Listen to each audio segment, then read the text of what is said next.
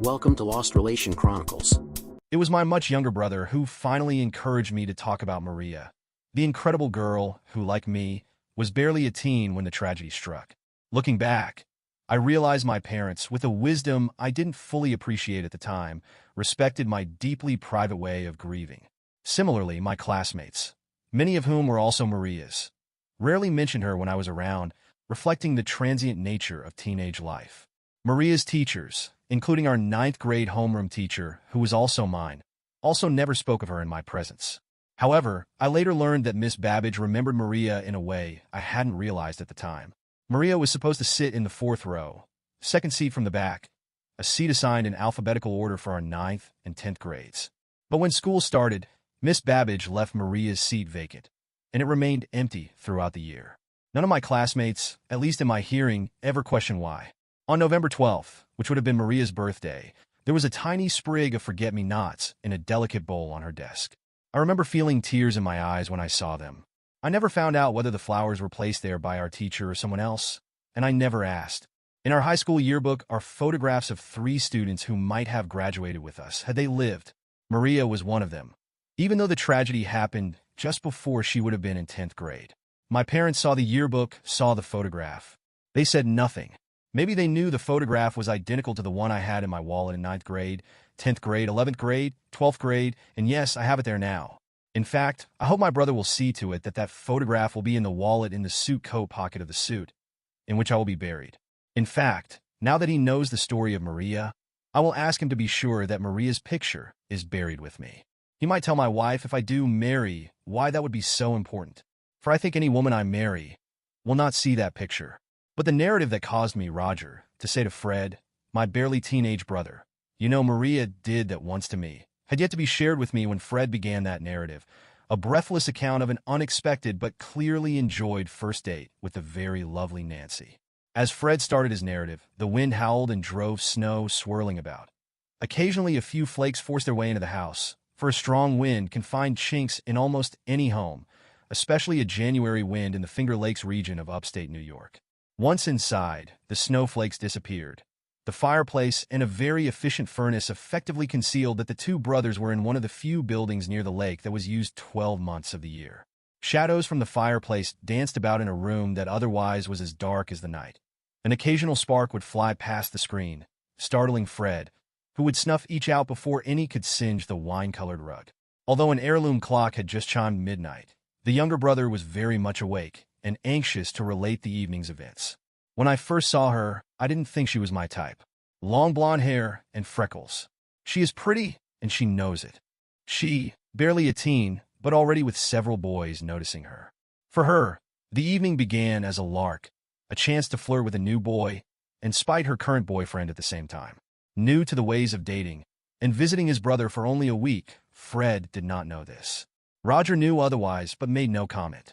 At first, Fred continued, my fear was that I'd freeze to death. The whole thing seemed kind of dumb, being with this girl and a bunch of strangers. But I guess you were right. A sleigh ride is fun.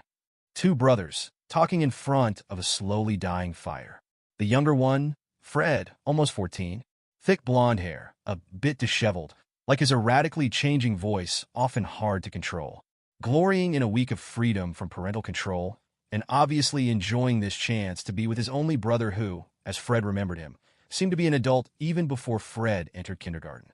Roger was in his early 30s, a bit over 6 feet, reddish-brown hair, no glasses, and his sideburns stopping right where they did during his pre-shaving days.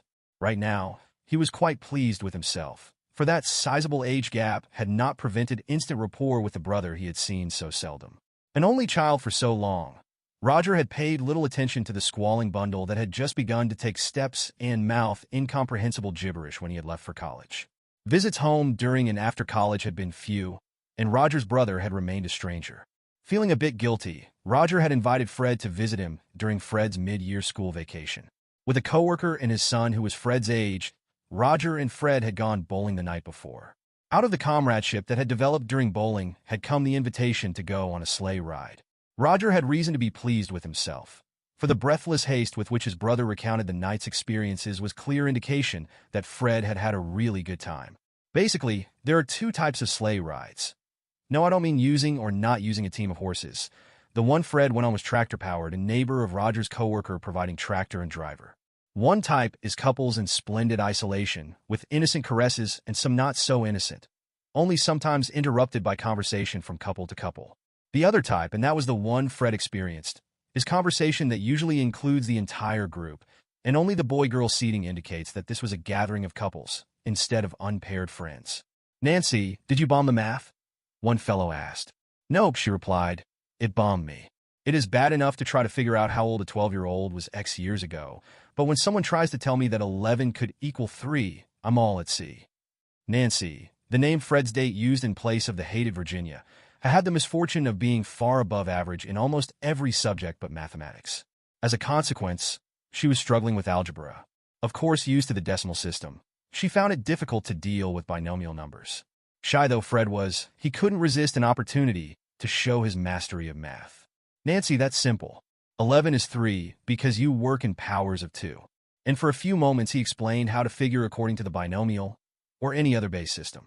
At first annoyed that even on a date she could not escape algebra, she soon realized that the boy beside her was explaining things so clearly she quickly grasped the principles involved. Fred sensed this, and somehow found the courage to do what the other boys had done long ago. He slipped an arm around his date. "Hey, what's going on back there? You two having a private conversation?" The voice was that of Albert White. Fred's friend from Bowling. Fred and Nancy had been talking low enough that sounds, but not words, could be heard. His curiosity piqued. Albert turned around to look at them, then couldn't repress a hearty, "Well, I guess we got some action in the back row," when he saw Fred's arm around Nancy. Embarrassed and flustered, Fred pulled his arm back. "It's all right," was Nancy's unexpected response. With her right hand, she took Fred's right hand, returned it to the shoulder it had just left, and then snuggled closer to him. Fred, at first fearful to even touch Nancy, was very pleased that an offhand remark about math and a chance wisecrack had somehow conspired to place a pretty girl's head on his shoulder. Snow fell gently as the sleigh continued down narrow, unpaved roads. The crest of a hill loomed ahead. Beyond it, the dark of a moonless night was occasionally invaded by headlights from cars speeding down the interstate a mile distant. In unspoken deference to Fred, conversation basically avoided school subjects, and nobody mentioned that Jenny had agreed to this quickly arranged and very blind date, only to spite another boy. Blankets, and yes, a bit of cuddling, only slightly canceled out the winter's chill, so Fred was glad when the tractor pulled into a nearby driveway. A porch light was soon on, and a cheery voice invited the couple in for hot chocolate before the trips home. The house, Fred realized, was Albert's, the voice that of his mother. In the presence of a parent, some of the magic of the sleigh ride disappeared. Albert and his date sat primly apart on the soft. Other couples occupied nearby chairs. Hot chocolate was drunk, proffered cookies sampled, then enjoyed. Eventually sensing the lag in conversation, Mrs. White got up from the couch she had been sharing with her son and his date. She walked to the closet, put on her coat, then her overshoes. She opened the front door, walked down the steps, then returned. She took off her boots, walked back to the living room, and mumbled, "I thought I had the car keys." Albert, who had been gathering up coats, took the hint and began the search. Eventually, the keys were found, and a slightly flustered mother again put on her boots, opened the front door, and walked down the steps towards the family station wagon. The car door was opened, then was slammed shut. The engine started, stalled, started again, and then roared. "She does that every damn time," Fred said Albert had said, and both Roger and Fred laughed at the image. "Come here, you."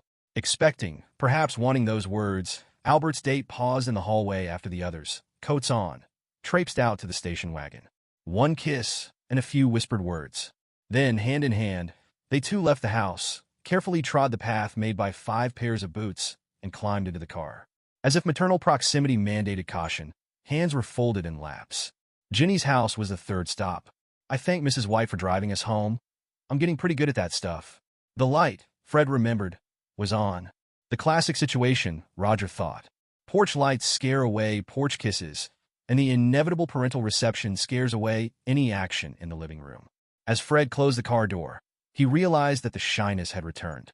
He walked behind Jenny, not touching her, afraid even to think about trying to hold hands. But as she climbed the 1 star leading to her porch, Jenny paused, sensed how close to her Fred was, and linked her fingers within his. At the door she stopped, Fred later remembered, turned around, and faced him. "Hold my glove," she said as she opened her purse to find the house key.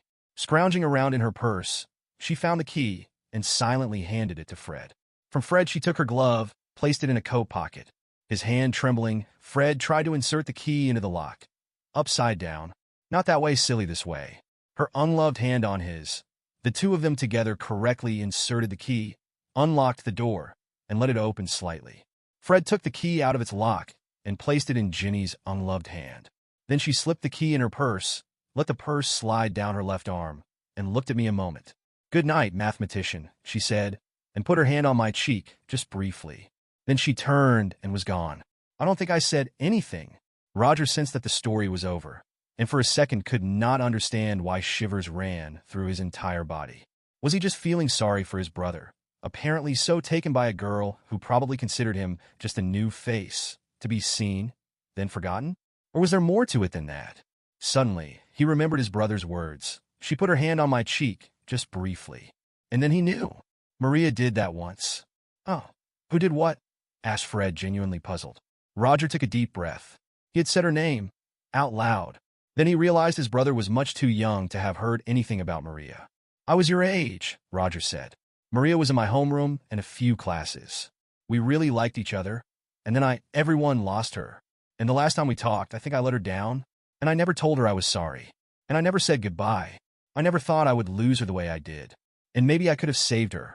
But I didn't." The agony, the hurt in Roger's words changed everything, for it was the younger brother who tried to think of some way to comfort his brother. Words, a touch, something. Finally, he said, "Roger, tell me what happened." Roger could have said, "This was before you were born. Mom, Dad and I went on vacation. When we came back, she was gone. I even missed her funeral." Instead, he said, "Yes, maybe it is time to talk about Maria. I don't think I've said her name out loud. All these years. Just kept everything bottled up. Mom and Dad probably realize this. Or maybe they think I have forgotten her. Okay, add a log or two to the fire, and I will tell you about Maria." Without a word, Fred added several logs to the fire, sat down in front of it, and listened for an hour or more. And then he understood. Roger began sharing some of his memories of the lovely Maria. Not every memory, for many are forever locked within the deepest recesses of his heart. But he shared enough that, Roger felt, his brother might realize why, almost 2 decades after he had lost Maria, he had not forgotten her. Maria, Roger remembered and haltingly told his brother, had arrived in his high school a few weeks after Christmas, just past the 20-week marking period. Where she had come from he learned later, but soon after he first saw her in the halls, he sensed there was something very special about her. Maria, for he had quickly learned her name, had dark brown eyes, a pert nose, plus lips, cheeks, and a chin that combined to give her a low-keyed beauty that Roger, at least, found irresistible. Her chestnut brown hair was combed back, wavy, and almost reached her shoulders. Like occasional, very fortunate, 8th-grade girls, her shape augured well for pleasing proportions before many months would pass. Roger and Maria had different homerooms, but after 20 weeks, Roger's first period class was taught by Maria's teacher, and vice versa. The result of all this was that the two classes marched down otherwise deserted hallways to get to their new first period classes. Passing the same students day after day helped break down barriers otherwise present in a school system that grouped classes by ability and, until 9th grade, scheduled classes not according to student, but according to the classroom.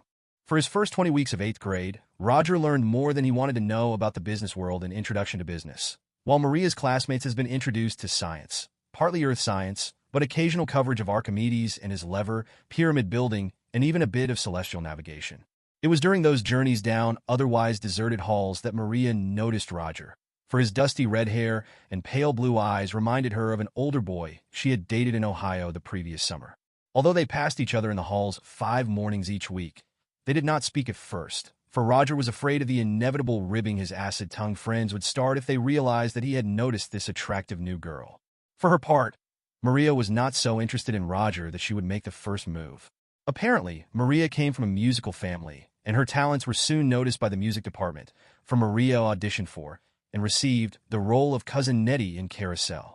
Cousin Nettie, of course, sang the hauntingly beautiful "You'll Never Walk Alone" as her way of cheering up Julie Jordan when Julie was in the depths of despair. When the school put on Carousel, though Maria was just a girl in the hallway, so Roger had no reason to go to that musical, or any musical. Never, after the tragedy, though, Would he hear that song without thinking of her? In fact, doing his best to hide his tears, if anyone was around to see them. One beautiful spring day, Roger and Maria spoke to each other for the first time. His uncle had invited him to join his cousins for an afternoon of roller skating at an indoor rink. One of his cousins was to be picked up after church choir practice. She was not in sight when his uncle's car arrived at the church. Roger volunteered to find out what was keeping her. He left the car, entered the church's side door, went down a hallway, up a flight of stairs, nearing a door with the self-explanatory girl's silhouette on it. As he was about to pass that door, it opened, and out walked Maria. Surprised to see Maria in his cousin's church, and embarrassed to see her leave the ladies' room, Roger sensed he was blushing, but somehow mumbled a "Hi, Maria." Successfully concealing her surprise at seeing Roger in her church, Maria replied, "Why, hello, Roger," and continued down the hall in the opposite direction. She knows me, Roger thought, then heard his cousin's laughter as she said, "Hey, cuz, you're blushing." As he skated around the rink that afternoon, it seemed to Roger that his skates were repeating his thoughts. She knows me, she knows me. Next day in school, during the first period pilgrimage, Roger said hi to Maria. She was silent, but smiled, and for Roger, that was enough. Later that week, Roger took a longer way to his fifth period class and pretended that it was sheer chance that he passed Maria's locker and saw her there. He said hi, and she said hi. Then shyness took over, and for the few remaining days of school, he avoided her locker, although they frequently hid each other during the first period pilgrimage. Roger remembered that summer came and summer went, and that it would have been easy to pick up the phone and call Maria. But he never did, because he feared his parents would hear him talking to her, or that he would stammer and stumble over words. He was also afraid that she would have at least a couple of boyfriends and not be interested in him. Even when his cousin said, "I saw Maria in church, and she asked about you," he could not convince himself that he should phone her.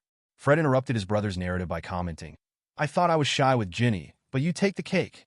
"Yes, Fred," Roger admitted. "I was shy with Maria. In fact, I had very few of those ring the doorbell dates. But we did talk, and I did get teased. For instance, our algebra class was with Mrs. Ray, an older but really good teacher. She let us sit where we wanted to, so I took front seat, second row from window. Maria was in the class too, and man did she surprise me. That first day in algebra class, students meandered in slowly, and several seats near Roger remained unclaimed, for seats in the front of the room were not as desired as those in the back. But when Maria walked in, she saw Roger, smiled, and plunked her books on the desk directly in back of him. "If I don't sit next to a brain like you, I'll never get through this class," she had said. And, for several weeks, Roger helped Maria with her algebra.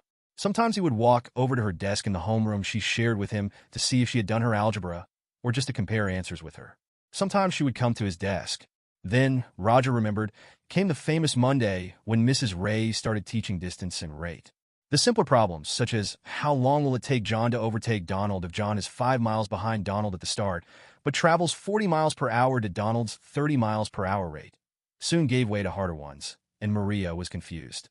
"What's she talking about?" she whispered to Roger while Mrs. Ray was at the blackboard.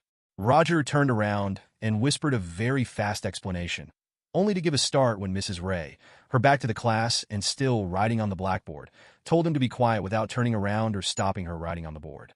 Brief moments later, the assignment was given out, and students were given a few minutes to talk about it, even gather in small groups. Maria took advantage of the opportunity to ask Roger to explain the techniques of solution. He had almost made things clear to her when Mrs. Ray called for attention. For about 10 seconds, he ignored her. Then suddenly her tone of voice changed, and Roger realized she was talking directly to him. "All right, Roger, take one long, last, lingering look, then turn around and listen," blushing at being spoken to. And also in response to the titters that swept the class, he turned around as Mrs. Ray explained an optional way one of his classmates had suggested would solve one of the harder problems. When the class ended, Maria apologized for getting him yelled at. "I'm sorry," she had said, simply but very sincerely. "It's all right," was his answer, for he was delighted that she felt an apology necessary. He walked with her out to the hallway, where they split and headed in different directions for their next classes. "You know, Fred," Roger said to his brother, "I was so happy that day. I thought Maria really might like me, and she wasn't using me as a crutch in algebra." Roger and Maria each walked to school that year. Roger's was the longer walk, and from a different direction. Roger decided he would happen to see her walking home and join her. But, for a couple of weeks, either he did not see her, or he was intimidated by having to join 2 of her classmates who lived near her. Then, one day, he resolved to walk her home, even if he had to walk also with the other girls. But Maria was gone when he got to her locker after the last class. He hurried out an exit door and saw the three girls just turning a corner down the street. A fast walk down an adjacent street, and he reached an intersection at which Maria, Sue, and Carol had stopped. Sue saw him first. "Back for another last lingering look?" she asked in Roger's voice. Talking to Fred, tried to convey the smirk in Sue's voice. Sue was not in their algebra class, but obviously she had heard some version of Mrs. Ray's comment. "Not really. I'm just going to my cousin's and I just happened." "Yes, we know," Sue had replied. If Maria was pleased to see Roger, she masked her pleasure. After they crossed an intersection, the two girls walked ahead of Roger and Maria, who remained only a step or two behind them. The conversation was desultory, but polite, with Roger wishing the two girls were anywhere but where they were, and Sue and Carol probably wishing the same thing, but about him. Never before had Roger walked Maria home, but from unsuccessful attempts to find the courage to phone her during the summer, he knew her house number. Then later which house it was. The two girls lived on the street immediately next to Maria's, so when that corner was reached, polite goodbyes were said on the part of Roger, Sue, and Carol. Maria promised to meet them at the same corner the next morning before school, as usual. "Boy, I'm glad to be rid of them," Roger commented. "That's no way to talk about my best friends," Maria retorted. They walked the remaining several hundred yards together.